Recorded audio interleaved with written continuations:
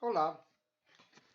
Agora, no nosso estudo do Novo Testamento, estamos no Evangelista Mateus, no capítulo 26, e num trecho onde, após Jesus lá no Getsemane ter sido preso com a traição de Judas, é aqui num trecho que vai falar sobre Jesus diante de Caifás, né? E lendo a partir do os versículos 57 e 58. Os que haviam prendido a Jesus levaram-no à casa do sumo sacerdote Caifás, onde estavam reunidos os escribas e os anciões do povo. Pedro seguia-o de longe até o pátio do sumo sacerdote. Entrou e sentou-se junto aos criados para ver como terminaria aquilo. E é exatamente nesse momento aí que mais tarde, enquanto Jesus se encontrava lá sendo interrogado e torturado, Pedro é questionado ali pelos próprios criados, né, se ele não era um seguidor de Cristo, ele vai negar 3 vezes conforme previsto por Jesus. A respeito desse versículo 58 do capítulo 26 de Mateus, Emmanuel, no livro Caminho, Verdade e Vida, vai nos trazer a lição 89, que se denomina o fracasso de Pedro. Esse versículo diz exatamente isso. E Pedro o seguiu de longe até o pátio do sumo sacerdote e, entrando, assentou-se entre os criados para ver o fim. Fala-nos Emmanuel. O fracasso, como qualquer êxito, tem as suas causas positivas. A negação de Pedro sempre constitui assunto de palpitante interesse nas comunidades do cristianismo. Enquadrar-se-ia a queda moral do generoso amigo do mestre num plano de fatalidade? Por que se negaria Simão a cooperar com o Senhor em minutos tão difíceis? Útil neste particular é o exame de sua invigilância. O fracasso do amoroso pescador reside aí dentro na desatenção para com as advertências recebidas. Grande número de discípulos modernos participam das mesmas negações em razão de continuarem desatentos.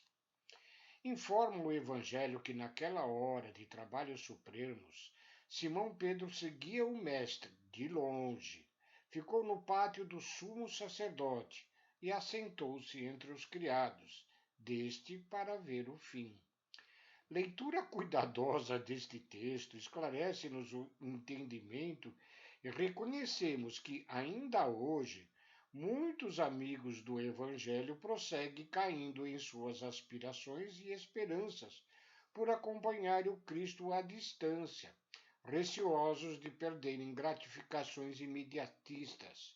Quando chamados a testemunho importante, demoram-se na vizinhança da arena de lutas redentoras, entre os servos das convenções utilitaristas, assestando binóculos de exame a fim de observarem como será o fim dos serviços alheios.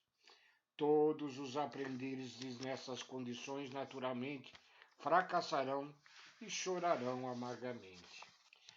Mas cabe-nos também, além desta interpretação desse versículo por Emmanuel, e hoje a gente, sabendo que na continuidade após o desencarne de Jesus Cristo aqui na Terra, quando Pedro e seus outros colegas, discípulos e apóstolos de Jesus, fundaram a Casa do Caminho.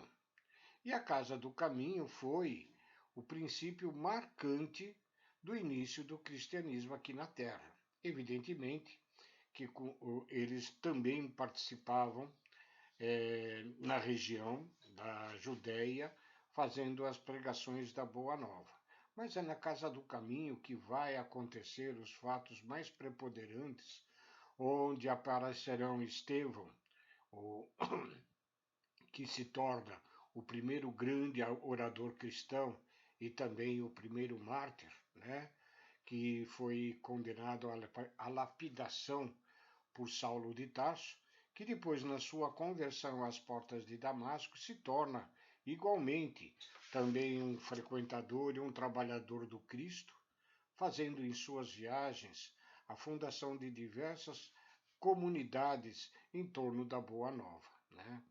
Então, não condenemos o fracasso de quem quer que seja em qualquer momento, pois nos desígnios de Deus nosso Pai esconde-se coisas que nós nem sequer almejamos ou temos a percepção de saber.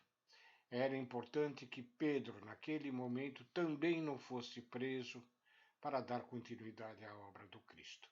Fique com Deus e muito obrigado.